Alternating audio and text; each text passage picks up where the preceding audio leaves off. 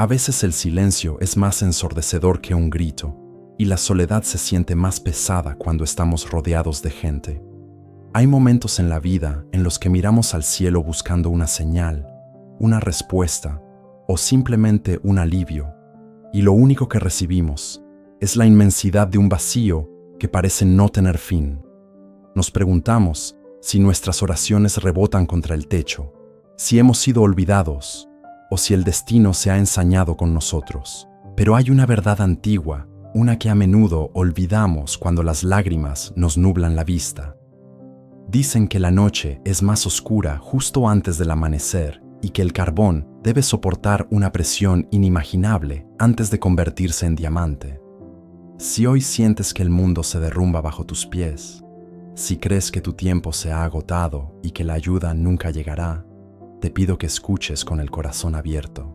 Quédate hasta el final, porque esta historia guarda una lección que transformará tu manera de ver los tiempos de espera y te enseñará que lo que hoy parece un final absoluto es solo el doloroso comienzo de algo extraordinario. El viento soplaba con fuerza esa tarde en San Lorenzo, levantando nubes de polvo rojizo que golpeaban las ventanas de la vieja casa de Gabriel.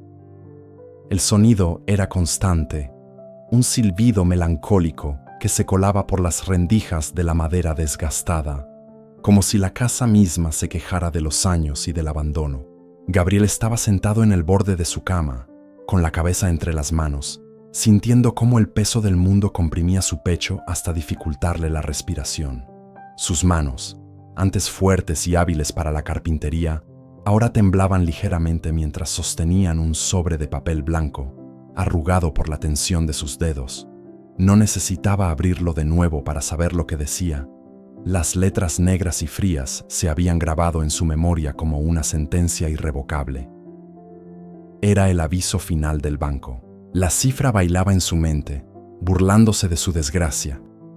$50,000. $50,000 era una cantidad que en sus mejores tiempos, cuando el taller de muebles funcionaba a plena capacidad y los pedidos llegaban desde la capital, habría parecido un reto manejable. Pero ahora, después de 2 años de una crisis económica que había golpeado a la región como una plaga silenciosa, esa suma era tan inalcanzable como las estrellas que solía mirar de niño. Gabriel levantó la vista y sus ojos recorrieron la habitación. Veía los portarretratos sobre la cómoda, cubiertos por una fina capa de polvo. En ellos, su esposa Elena y su pequeña hija Sofía sonreían en días más felices, días en los que el futuro parecía brillante y seguro. Ahora, el silencio de la casa era la prueba de su fracaso. Elena había salido temprano a vender empanadas en el mercado, un trabajo que hacía con dignidad, pero que apenas alcanzaba para poner comida en la mesa, y Sofía estaba en la escuela con sus zapatos remendados y una mochila que había visto mejores épocas. Gabriel se puso de pie y el suelo de madera crujió bajo sus botas gastadas. Caminó hacia la ventana y observó la calle desierta. El sol de la tarde caía implacable sobre las casas bajas y los árboles secos. Todo parecía estar en pausa, esperando una lluvia que no llegaba, muy parecido a su propia vida. Había rezado. Dios sabe cuánto había rezado. Se había arrodillado cada noche hasta que sus rodillas dolían, pidiendo una oportunidad, un milagro, una señal, pero el cielo permanecía azul e indiferente. La amargura comenzó a subir por su garganta, un sabor metálico y ácido. Se preguntaba por qué, si siempre había sido un hombre honesto, un trabajador incansable que nunca robó ni engañó a nadie, ahora se veía acorralado de esta manera. Recordó las palabras de su padre, quien siempre decía que el trabajo duro traía recompensas. Gabriel había trabajado duro, más que nadie, y su única recompensa parecía ser la vergüenza de no poder sostener a su familia. Esa tarde, la decisión se formó en su mente, no como un rayo de inspiración, sino como la única salida de un animal atrapado. Tenía que irse. San Lorenzo ya no tenía nada para él, más que deudas y miradas de lástima de los vecinos que conocían su situación. Había escuchado rumores de que en la ciudad costera, a 2 días de viaje, estaban construyendo un enorme complejo hotelero. Decían que pagaban bien, que necesitaban maestros carpinteros y que valoraban la experiencia. Era una apuesta arriesgada. Gastaría los últimos ahorros que tenía escondidos en una lata de café oxidada, en el pasaje de autobús y algo de comida, dejando a Elena y Sofía con lo justo para sobrevivir unas semanas. Pero si conseguía el trabajo, podría enviar dinero, mucho dinero, y quizás, solo quizás, salvar la casa antes de que el banco ejecutara el embargo en 30 días. Cuando Elena regresó esa noche, encontró a Gabriel en la cocina, con su vieja maleta de cuero ya preparada sobre la mesa. El olor a aceite y masa frita impregnaba la ropa de ella, y sus ojos mostraban el cansancio de estar de pie todo el día bajo el sol. Al ver la maleta, se detuvo en seco. No hubo gritos ni reclamos. Elena conocía esa mirada en los ojos de su esposo, una mezcla de desesperación y determinación que no admitía discusiones. Se acercaron y se abrazaron en silencio, un abrazo largo y doloroso, donde se dijeron todo lo que las palabras no podían expresar. Gabriel le prometió que volvería con los $50,000, que restauraría su honor y que nunca más tendrían que preocuparse por perder el techo sobre sus cabezas. Elena asintió, aunque en el fondo de sus ojos brillaba el miedo. Ella le entregó una pequeña cadena con una cruz de madera que había pertenecido a su abuelo. Le dijo que recordara que nunca estaba solo, incluso cuando se sintiera más abandonado que nunca.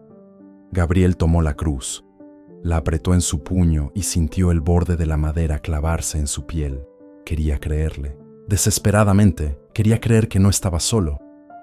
Pero en ese momento, la fe se sentía como un peso muerto. La despedida con Sofía fue lo más difícil. La niña, con su inocencia intacta, le preguntó si iba a traerle un regalo cuando volviera. Gabriel tuvo que morderse el labio para no llorar frente a ella. Se agachó a su altura, le acarició el cabello oscuro y le prometió que traería el mejor regalo de todos. Le dijo que cuidara a mamá y que fuera valiente. Cuando subió al autobús esa madrugada, con el motor rugiendo y expulsando humo negro en la estación fría y oscura, Gabriel sintió que dejaba una parte de su alma en el andén. El vehículo arrancó y él pegó la frente al cristal frío, viendo cómo las luces de San Lorenzo se desvanecían en la distancia hasta convertirse en meras luciérnagas moribundas. El viaje fue largo y tortuoso. El autobús atravesó montañas escarpadas y valles profundos. Gabriel no durmió. Su mente era un torbellino de cálculos y miedos. Repasaba mentalmente sus habilidades, ensayaba lo que le diría al capataz de la obra, imaginaba el momento en que recibiría su primer pago. La esperanza es una criatura extraña, capaz de alimentarse de la nada, y poco a poco, mientras el paisaje cambiaba y el aire se volvía más húmedo y salado, Gabriel comenzó a sentir una chispa de optimismo. Quizás este era el plan. Quizás tenía que perderlo todo en San Lorenzo para encontrar su verdadero destino en la costa. Se aferró a esa idea como un náufrago a una tabla en medio del océano. Llegó a la ciudad costera al amanecer del segundo día. El cambio fue brutal. El ruido de la ciudad, el tráfico caótico, los edificios altos que tapaban el sol y la multitud de personas que caminaban apresuradas sin mirarse unas a otras, lo abrumaron por un instante. El aire olía a sal, a pescado y a gasolina. Gabriel ajustó su agarre en la maleta y se dirigió hacia la zona donde le habían dicho que estaba la construcción. Caminó durante horas, ahorrando el dinero del transporte público. Sus botas, diseñadas para la tierra seca de su pueblo, resbalaban en el asfalto caliente y húmedo. El sudor le empapaba la camisa, pero él seguía adelante, guiado por la promesa de un futuro mejor. Cuando finalmente llegó al sitio de la construcción, se quedó maravillado. Era inmenso. Grúas gigantescas se alzaban hacia el cielo como brazos mecánicos, y el sonido de martillos, sierras y gritos de mando llenaba el aire. Había cientos de hombres trabajando, moviéndose como hormigas organizadas. Gabriel sintió una oleada de confianza. En un lugar así, Seguro habría espacio para un carpintero con 20 años de experiencia. Se acercó a la caseta de contratación, donde una fila de hombres esperaba bajo el sol inclemente. Se formó al final, limpiándose el sudor de la frente y alisándose la camisa para parecer presentable. La espera fue eterna. Pasaron horas y la fila avanzaba con una lentitud exasperante. Gabriel vio cómo algunos hombres salían con cascos y chalecos, contratados al instante, mientras que otros se marchaban cabizbajos. Cuando por fin llegó su turno, el sol ya estaba bajando. El encargado, un hombre corpulento, con un cigarro apagado en la boca y una lista en la mano, ni siquiera levantó la vista cuando Gabriel le habló. Gabriel le explicó quién era. Le habló de su taller en San Lorenzo, de la calidad de sus acabados, de su capacidad para liderar equipos.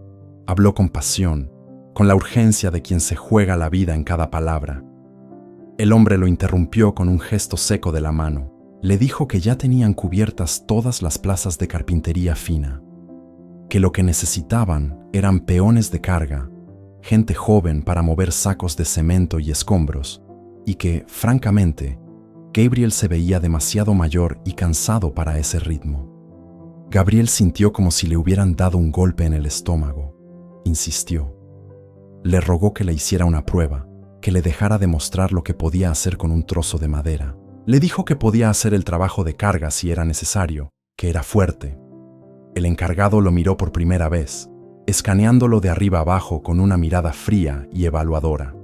Negó con la cabeza. Le dijo que no perdiera su tiempo ni el de ellos y gritó el siguiente nombre de la lista. Gabriel salió del recinto aturdido. El ruido de la construcción, que antes le había parecido una sinfonía de oportunidades, ahora sonaba agresivo y hostil. Se sentó en la acera, frente a la inmensa obra que le había cerrado las puertas. Sacó la botella de agua que traía, ahora caliente, y dio un trago largo. No sabía qué hacer. Su plan, su único plan, se había desmoronado en cuestión de minutos. La ciudad, que al llegar le pareció llena de promesas, ahora se sentía como un laberinto de concreto diseñado para aplastarlo. Pasaron los días y la situación de Gabriel empeoró drásticamente. Buscó trabajo en otros talleres, en fábricas, incluso en restaurantes lavando platos. Pero parecía haber una maldición sobre él. O era demasiado viejo, o estaba sobrecalificado, o simplemente no había vacantes.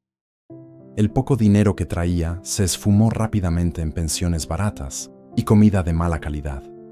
Pronto tuvo que dejar la pensión y dormir en un albergue para indigentes. La vergüenza de esa primera noche, durmiendo en un catre rodeado de extraños que tosían y gemían en sueños, fue algo que nunca olvidaría. Él, Gabriel, el respetado carpintero de San Lorenzo, ahora era uno más de los invisibles, de los que la sociedad prefiere ignorar. Una noche, mientras caminaba sin rumbo por el malecón, mirando las luces de los barcos en el horizonte, la desesperación alcanzó su punto máximo. Llevaba 2 días sin comer una comida decente.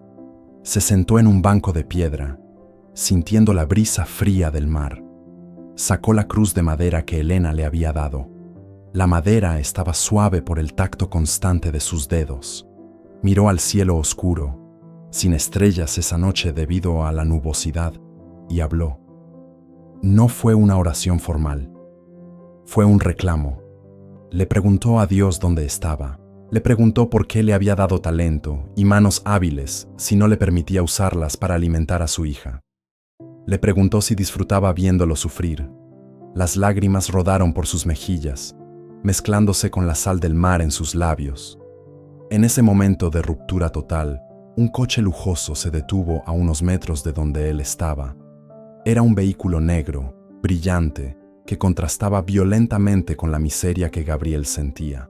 Del coche bajó un hombre joven, vestido con un traje impecable, hablando por teléfono en voz alta. Parecía molesto, gesticulaba con furia. Gabriel lo observó con apatía. El hombre colgó el teléfono y en su frustración pateó una de las llantas de su propio coche. Luego abrió el maletero y sacó una caja de madera. Parecía una caja de vinos o de puros, finamente elaborada. El hombre la miró con desprecio y la arrojó hacia un contenedor de basura cercano, pero su puntería falló y la caja golpeó el borde, cayendo al suelo y abriéndose. El hombre ni siquiera se molestó en recogerla. Subió a su coche y arrancó a toda velocidad, dejando atrás el eco de su motor. La curiosidad, o quizás el instinto del carpintero que no puede ver madera maltratada, hizo que Gabriel se levantara. Se acercó a la caja. Era de cedro, una madera noble. Al levantarla, vio que se había roto una de las bisagras y la tapa estaba desencajada. Dentro no había botellas ni puros, estaba vacía, pero lo que llamó la atención de Gabriel no fue el contenido, sino la construcción. Era un trabajo mediocre. La madera era excelente, pero las uniones eran torpes, el barniz estaba mal aplicado y el diseño carecía de alma. Gabriel pasó sus dedos callosos por la superficie astillada. En su mente, vio inmediatamente cómo repararla. No solo repararla, sino mejorarla. Vio cómo podía lijar las imperfecciones, ajustar las uniones con precisión milimétrica, tallar un diseño en la tapa para darle personalidad.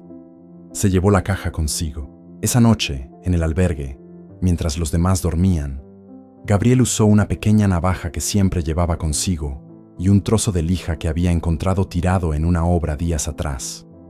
Trabajó en la oscuridad, guiado casi exclusivamente por el tacto. Por primera vez en semanas, su mente se cayó. No había deudas, no había banco, no había hambre. Solo existían la madera, sus manos y la conexión eterna entre ambas. El tiempo desapareció.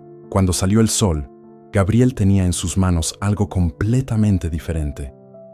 La caja ya no era un objeto roto y despreciado. Ahora tenía un brillo suave. Las uniones eran invisibles y en la tapa había tallado, con paciencia infinita, un relieve de unas olas de mar, simples pero evocadoras. Esa mañana, en lugar de ir a buscar trabajo, Gabriel se dirigió al mercado turístico de la ciudad. Era un lugar bullicioso donde los artesanos vendían collares, sombreros y recuerdos a los turistas. Gabriel no tenía puesto, así que se paró en una esquina, sosteniendo la caja en sus manos, sin saber muy bien qué esperaba. La gente pasaba de largo, ignorándolo. Él se sentía ridículo. Un hombre adulto, con ropa desgastada, sosteniendo una caja de madera como si fuera un tesoro. Estuvo a punto de irse, de tirar la caja y rendirse de nuevo, cuando una mujer mayor, vestida con elegancia y con un acento extranjero, se detuvo frente a él. Ella no lo miró a él, miró la caja. Sus ojos se abrieron con sorpresa. Se acercó y, sin pedir permiso, pasó sus dedos por el relieve de las olas, tal como Gabriel lo había hecho la noche anterior. Le preguntó en un español dificultoso si él la había hecho. Gabriel asintió, con la voz ronca por la falta de uso. Le explicó que la había restaurado, que la madera era cedro y que el diseño era único. La mujer sonrió. Le dijo que llevaba días buscando un regalo especial para su esposo, algo que tuviera carácter, que no fuera un producto hecho en serie. Le preguntó cuánto costaba. Gabriel se quedó mudo. No había pensado en un precio. Pensó en el costo de una comida, en una noche de albergue. Titubeó. La mujer, interpretando su silencio como negociación, sacó su cartera. Le ofreció $100. $100. Gabriel sintió que las piernas le fallaban. Eso era más de lo que había ganado en su última semana de trabajo en San Lorenzo antes de la crisis. Asintió frenéticamente. La mujer le entregó el billete nuevo y crujiente, tomó la caja con reverencia y se marchó dejándolo allí en la esquina del mercado, con el corazón latiendo desbocado y un billete en la mano que representaba la primera grieta en el muro de su desesperación. No gastó el dinero en comida lujosa ni en un hotel. Fue a una ferretería. Compró lija de diferentes granos, un pequeño bote de barniz de alta calidad, un juego básico de gubias para tallar y pegamento para madera. Con lo que le sobró, compró pan y queso. Luego, fue a los contenedores de basura de las zonas ricas, a las partes traseras de las mueblerías, buscando madera desechada. Encontró patas de sillas rotas, cajones viejos, tablas de estanterías. Para el ojo común era basura, para Gabriel era materia prima. Durante la siguiente semana, Gabriel estableció una rutina. Durante el día recorría la ciudad buscando madera y vendía sus creaciones en el mercado. Por la noche, trabajaba incansablemente en un rincón del parque bajo la luz de una farola, ya que en el albergue no le permitían hacer ruido. Tallaba figuras de animales, pequeñas cajas, marcos para fotos, utensilios de cocina. Cada pieza era única, cada pieza llevaba un pedazo de su alma. La gente empezó a notar la diferencia. Sus trabajos no eran simples artesanías, tenían una calidad técnica y artística que sobresalía entre los plásticos y los recuerdos baratos. Pronto, los $100 se convirtieron en 300 y luego en 500. Gabriel empezó a enviar giros postales a Elena. No eran grandes cantidades, pero eran suficientes para que ella supiera que él estaba vivo y luchando. Sin embargo, los $50,000 seguían siendo una montaña imposible de escalar a este ritmo. Necesitaba vender miles de cajas para llegar a esa cifra, y el tiempo corría en su contra. El plazo del banco se acercaba inexorablemente. Un martes lluvioso, un hombre se acercó a su esquina en el mercado. No era un turista. Llevaba ropa de trabajo, pero de buena calidad, y tenía las manos ásperas de quien conoce el oficio. Observó a Gabriel trabajar en una pieza de caoba que había rescatado de una demolición. Se quedó allí parado durante 20 minutos, en silencio, viendo cómo Gabriel manejaba la gubia con una precisión quirúrgica. Finalmente, habló. Se presentó como Roberto, el dueño de una de las galerías de muebles de diseño más exclusivas de la ciudad. Le dijo a Gabriel que había estado observando su trabajo desde hacía días. Le dijo que tenía un cliente, un coleccionista muy exigente, que buscaba a alguien capaz de restaurar un retablo antiguo del siglo XVIII que había sufrido daños en un traslado. Nadie en la ciudad se había atrevido a tocarlo por miedo a arruinarlo. Roberto miró a Gabriel a los ojos y le lanzó el reto. Le dijo que si lograba restaurar esa pieza y dejarla impecable, la comisión sería de $5,000. Pero si fallaba, si dañaba la pieza más de lo que ya estaba, tendría que pagarla, y su valor era incalculable. Era una oportunidad de oro, pero también una trampa mortal.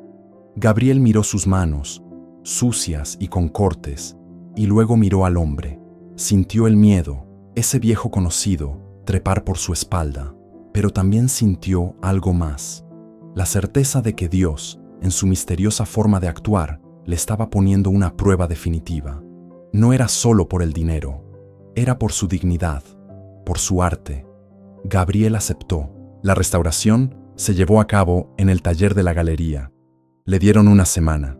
El retablo era una obra maestra de la talla religiosa, con ángeles y enredaderas que parecían tener vida propia, pero una grieta profunda cruzaba el rostro de la figura central y faltaban fragmentos de las alas. Gabriel trabajó 18 horas diarias. Apenas comía, apenas dormía. Se sumergió en la madera, estudiando la veta, el estilo del artista original, la composición del barniz antiguo. Fue un diálogo silencioso entre él y el artesano que había tallado aquello hacía 300 años. En esos momentos de concentración absoluta, Gabriel entendió algo vital. Su quiebra en San Lorenzo, su viaje, su humillación, el rechazo en la construcción, todo eso había sido necesario para despojarlo de su orgullo y dejarlo solo con su esencia. Si hubiera conseguido el trabajo de peón, estaría cargando sacos de cemento, desperdiciando su don. La adversidad lo había obligado a regresar a su verdadero propósito. El día de la entrega, el coleccionista llegó. Era un hombre anciano, de rostro severo, que caminaba con bastón. Roberto estaba nervioso, sudando frío. Gabriel estaba tranquilo, con una paz extraña que no había sentido en años. El anciano inspeccionó el retablo con una lupa, milímetro a milímetro. El silencio en la sala era absoluto, solo roto por el sonido de la respiración contenida de Roberto. Después de 10 minutos que parecieron siglos, el anciano bajó la lupa. Se volvió hacia Gabriel y por primera vez sonrió. Dijo que era el trabajo de restauración más perfecto que había visto en su vida. Dijo que no se notaba dónde terminaba la mano del maestro original y dónde empezaba la de Gabriel. El anciano sacó su chequera. No escribió $5,000, escribió 10,000. Dijo que el talento excepcional merecía ser recompensado excepcionalmente.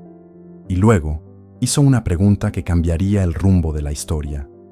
Le preguntó a Gabriel si sería capaz de diseñar y fabricar todo el mobiliario para su nueva biblioteca privada. Un trabajo que tomaría meses, pero cuyo presupuesto inicial era de $80,000. Gabriel sintió que el suelo se movía. $80,000. No solo pagaría la deuda del banco, salvaría su casa, traería a su familia, podría empezar de nuevo.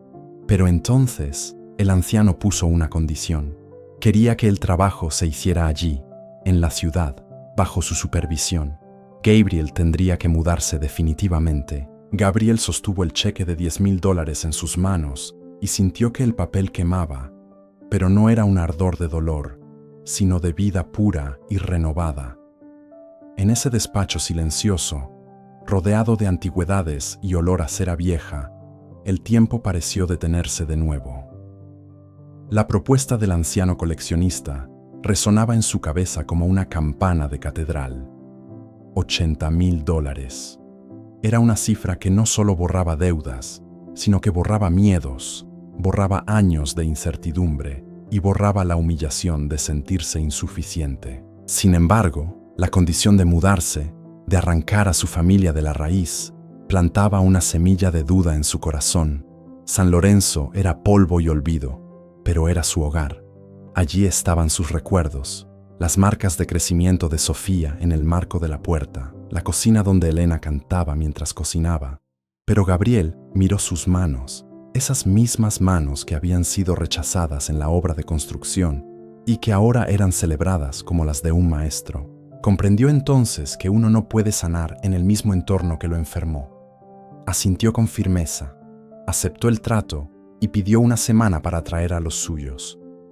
El anciano, con una mirada que parecía ver más allá de lo evidente, le extendió la mano y le dijo que lo esperaba, porque la madera noble no puede esperar para ser tallada. El viaje de regreso a San Lorenzo fue una experiencia inversa a la ida. Si al partir el autobús parecía un ataúd metálico que lo alejaba de su vida, ahora era una carroza triunfal que lo devolvía para rescatar lo que amaba. Gabriel no durmió, pero esta vez fue por la emoción que le galopaba en el pecho. Miraba por la ventana y ya no veía un paisaje hostil, veía oportunidades, veía la belleza de la creación que antes su angustia le había ocultado. Bajó en la estación del pueblo al mediodía, con el sol en lo alto. No fue directo a casa. Pasó primero por una tienda y compró una muñeca grande, de esas que cierran los ojos al acostarlas, y un vestido nuevo para Elena, de un color azul intenso como el mar que acababa de conocer. Cuando llegó a su calle, el corazón le latía con tanta fuerza que temió que se le saliera del pecho.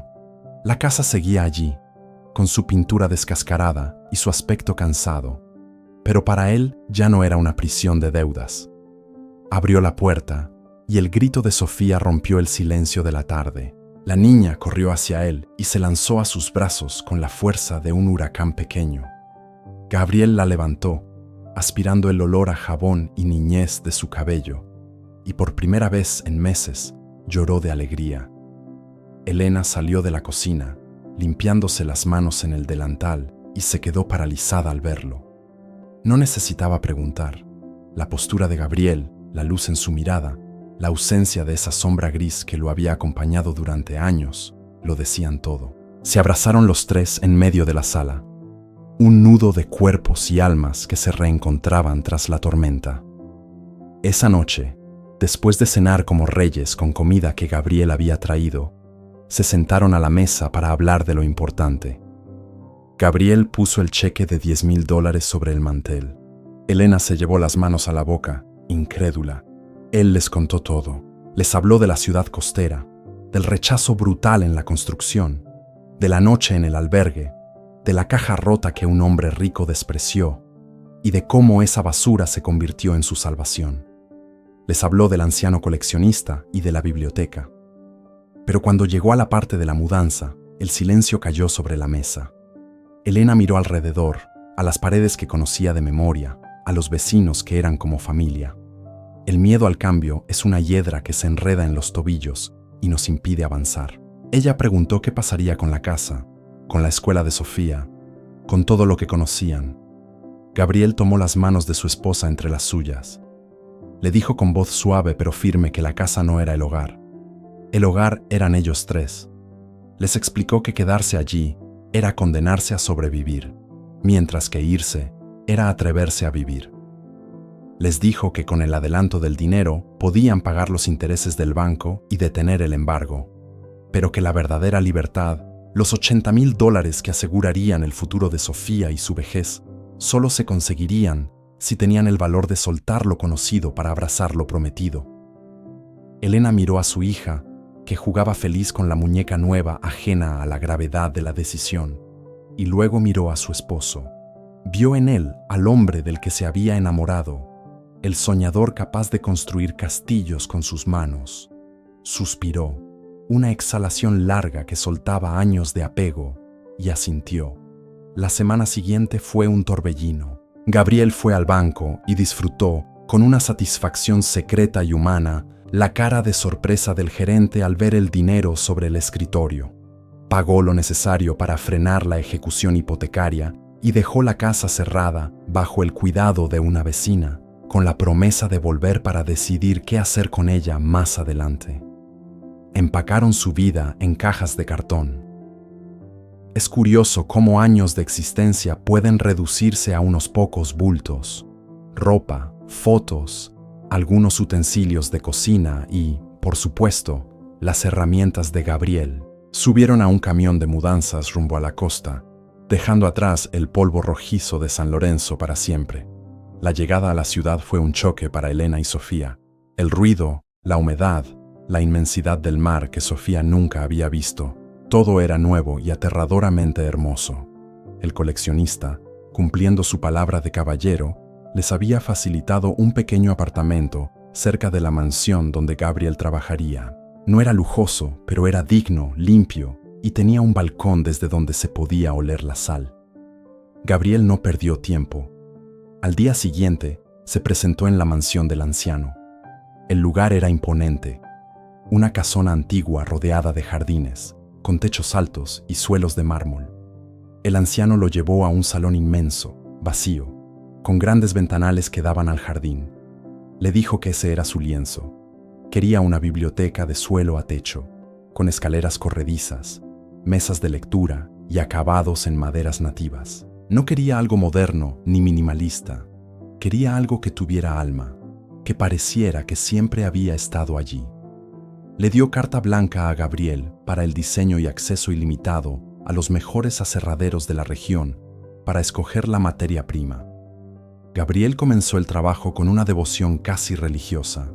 Los primeros días los pasó solo dibujando, midiendo y sintiendo el espacio. Elena a veces iba a verlo y le traía el almuerzo. Se quedaba maravillada viéndolo trazar líneas en grandes pliegos de papel, calculando ángulos y soñando despierto. Pero el verdadero reto comenzó cuando llegó la madera. Camiones cargados de roble, cedro y nogal descargaron las tablas en el patio trasero. Gabriel montó su taller allí mismo. El sonido de la sierra y el olor a viruta fresca se convirtieron en la banda sonora de la mansión. Sin embargo, como en toda gran obra, surgieron las pruebas. A las 3 semanas de iniciar, Gabriel se encontró con un problema técnico que parecía insuperable. El diseño de las esquinas curvas que había imaginado era extremadamente complejo de ejecutar con la madera que tenían. La madera se astillaba, se resistía a doblarse, parecía tener voluntad propia, y esa voluntad era la de no colaborar. Gabriel pasó noches enteras sin dormir, frustrado, rodeado de piezas rotas y serrín. La duda volvió a susurrarle al oído. Se preguntaba si había apuntado demasiado alto, si realmente tenía el talento para un proyecto de esta magnitud, o si solo había tenido suerte con la caja y el retablo. El miedo a fallar, a tener que devolver el dinero, a arrastrar a su familia al fracaso en una ciudad extraña, comenzó a asfixiarlo. Una tarde, mientras miraba con impotencia un trozo de roble que se había partido justo en el momento final del tallado, el anciano coleccionista apareció en el taller. Caminaba despacio, apoyándose en su bastón, y observó el desastre de piezas rotas en el suelo. Gabriel esperaba un regaño, una mirada de decepción, tal vez la cancelación del contrato. Bajó la cabeza, avergonzado, pero el anciano hizo algo inesperado. Se agachó con dificultad, tomó uno de los trozos rotos y lo examinó. Le dijo a Gabriel que la madera, al igual que las personas, tiene memoria y tiene heridas. Le dijo que no podía forzarla a hacer lo que él quería que fuera, sino que tenía que escuchar lo que la madera quería ser. Le explicó que la perfección no está en la ausencia de defectos, sino en la armonía con la naturaleza del material. Esas palabras fueron como una llave que abrió una puerta cerrada en la mente de Gabriel. Entendió que estaba tratando de dominar la madera con fuerza y técnica, en lugar de dialogar con ella con paciencia y amor. Cambió su enfoque. En lugar de forzar las curvas, adaptó el diseño para seguir la veta natural y entonces la magia sucedió. Las piezas empezaron a encajar con una suavidad asombrosa. Fueron 6 meses de trabajo extenuante. Gabriel adelgazó. Sus manos se llenaron de más callos y cortes, y su espalda dolía cada noche. Pero nunca había sido tan feliz. Elena y Sofía también florecieron. Elena encontró trabajo en una panadería local, donde sus recetas tradicionales fueron un éxito rotundo, y Sofía se adaptó a su nueva escuela, haciendo amigos y aprendiendo a nadar en el mar. La familia no solo se había mudado de casa, se había mudado de vida. Habían dejado atrás la mentalidad de escasez para entrar en una de abundancia, no solo material, sino espiritual. El día que colocó la última pieza, una moldura superior que coronaba la estantería central, Gabriel sintió un vacío extraño. Había terminado. La biblioteca estaba completa. El olor a cera de abejas y aceite de linaza impregnaba el aire. El sol de la tarde entraba por los ventanales y bañaba la madera, haciendo que los tonos dorados y rojizos brillaran con una calidez sobrenatural. Era, sin duda, la obra maestra de su vida. El anciano entró al salón esa tarde para la inspección final. Venía acompañado de su esposa y de varios amigos, expertos en arte y arquitectura. Hubo un silencio reverencial cuando cruzaron la puerta. Nadie hablaba, solo miraban hacia arriba, hacia los lados. Tocaban las superficies pulidas como si fueran piel. El anciano se acercó a Gabriel, quien esperaba en un rincón, nervioso y humilde, con su ropa de trabajo limpia pero desgastada. El hombre puso una mano sobre el hombro del carpintero y, con la voz quebrada por la emoción, le dijo que aquello no eran muebles. Le dijo que aquello era un templo para el conocimiento y que Gabriel no era un carpintero, sino un artista. Allí mismo, el anciano le entregó el cheque restante, $70,000, completando los 80,000 pactados, más un bono de 10,000 por la excelencia del trabajo. En total, Gabriel tenía en sus manos una fortuna. Pero mientras sostenía el cheque, su mente viajó hacia atrás. Viajó al momento en que estaba sentado en la acera, frente a la construcción, rechazado por ser viejo, rechazado por no servir para cargar cemento. Recordó su desesperación, su reclamo al cielo, su pregunta de por qué Dios lo había abandonado.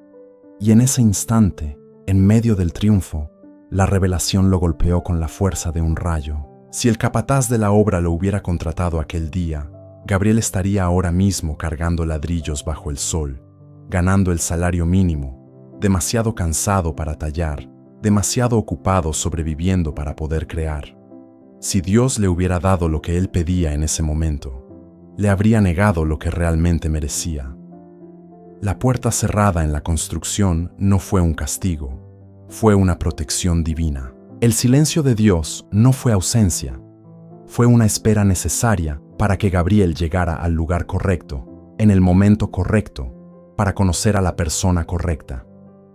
La caja rota en la basura no fue una casualidad. Fue una cita divina, preparada exclusivamente para él. Gabriel salió de la mansión con el corazón rebosante. Caminó hacia el malecón, al mismo banco de piedra donde meses atrás había llorado de impotencia. El mar estaba tranquilo esa tarde. Se sentó y sacó de su bolsillo la cruz de madera que Elena le había dado. La besó y miró al cielo, que ahora se teñía de naranja y violeta. Ya no había reclamos en sus labios, solo una gratitud inmensa y profunda. Entendió que el tiempo humano es lineal y ansioso, pero el tiempo divino es perfecto y circular. Entendió que la paciencia no es simplemente la capacidad de esperar, sino la capacidad de mantener una buena actitud mientras se espera. Regresó a casa, donde Elena y Sofía lo esperaban. Al entrar, puso el cheque sobre la mesa de la cocina. Elena lo miró, y sus ojos se llenaron de lágrimas, pero no se abalanzó sobre el dinero, se abalanzó sobre su esposo. Lo besó con pasión, con orgullo. Gabriel les dijo que al día siguiente irían a San Lorenzo, no para volver a vivir allí, sino para pagar la deuda completa, vender la casa vieja y cerrar ese capítulo para siempre. Comprarían una casa propia allí, en la costa, con vista al mar, y él abriría su propio taller de ebanistería fina. Ya tenía lista de espera. Los amigos del coleccionista querían sus servicios. El viaje final a San Lorenzo fue una despedida sanadora. Gabriel entró al banco, esta vez con la cabeza alta, y liquidó hasta el último centavo. El gerente, que antes lo miraba con desdén, ahora lo trataba con una cortesía empalagosa que a Gabriel le resultó indiferente. Luego fue a la casa vieja. La recorrió habitación por habitación. Estaba vacía, resonante. Ya no sentía dolor al verla. Sentía gratitud. Esa casa lo había cobijado, pero también lo había empujado a salir. Al cerrar la puerta por última vez y entregar las llaves a los nuevos dueños, una pareja joven llena de ilusiones, Gabriel sintió que se quitaba una mochila de piedras de la espalda. Mientras conducían de regreso a la costa, en un coche de segunda mano pero fiable que habían comprado, Gabriel miraba a su familia. Sofía dormía en el asiento trasero y Elena cantaba bajito una canción en la radio. Gabriel pensó en todas las personas que, como él hace unos meses, están ahora mismo en la oscuridad, pensando que es el fin, pensando que la ayuda no llega. Sintió la urgencia de compartir su verdad, de gritarles que no se rindan, que la historia no termina en la página del dolor. La vida de Gabriel se transformó en un testimonio viviente. Su taller se convirtió en un lugar no solo de trabajo, sino de enseñanza. Contrató a jóvenes que, como él, habían sido rechazados en otros lugares.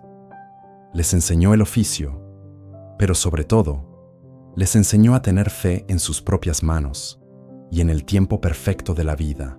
Cada vez que alguien le preguntaba cómo había logrado tal éxito, Gabriel sonreía, tomaba un trozo de madera bruta y decía que el secreto no estaba en la madera, sino en confiar en el carpintero mayor, aquel que nunca talla una pieza sin un propósito y que nunca, jamás, deja una obra inconclusa. Pero la historia no termina aquí. Porque la verdadera lección que Gabriel aprendió no fue solo sobre el dinero o el éxito profesional, fue una lección sobre la identidad y sobre cómo las etiquetas que el mundo nos pone, como fracasado, viejo o inútil, son solo pegatinas que se caen con el sudor del trabajo y la fe inquebrantable. Gabriel descubrió que su mayor herramienta no era el formón ni la sierra, sino su capacidad de creer cuando todo indicaba que no había razones para hacerlo. Y esa es la lección que tú, que estás escuchando esto, debes grabar en tu corazón.